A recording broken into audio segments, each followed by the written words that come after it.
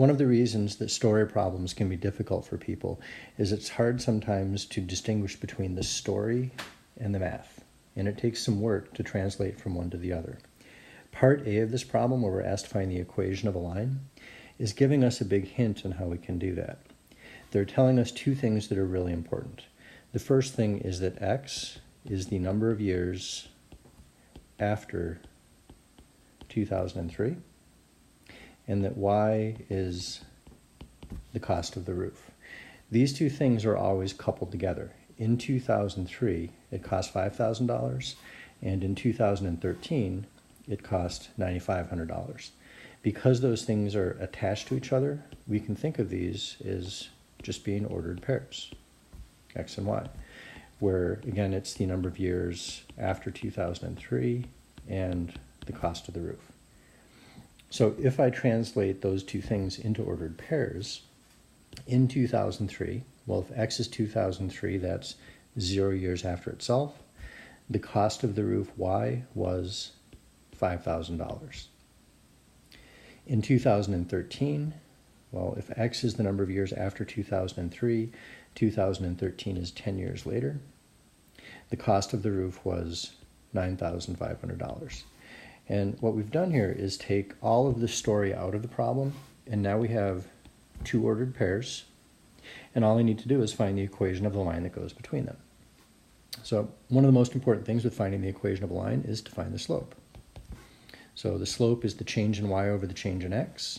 If I subtract my y values, 5,000 minus 9,500 is negative 4,500, and 0 minus 10 is negative 10. That will give me a slope of positive 450. That's my value for m. If I were to attach units to this, my value for m is 450. My y values are dollars, my x values are years, and that tells me that the cost of the roof is increasing $450 every year. So now that I have the slope, I can start thinking about whether or not I want to use y equals mx plus b, that's the slope-intercept form, or if I want to use the point-slope form, y minus y1 is m times x minus x1.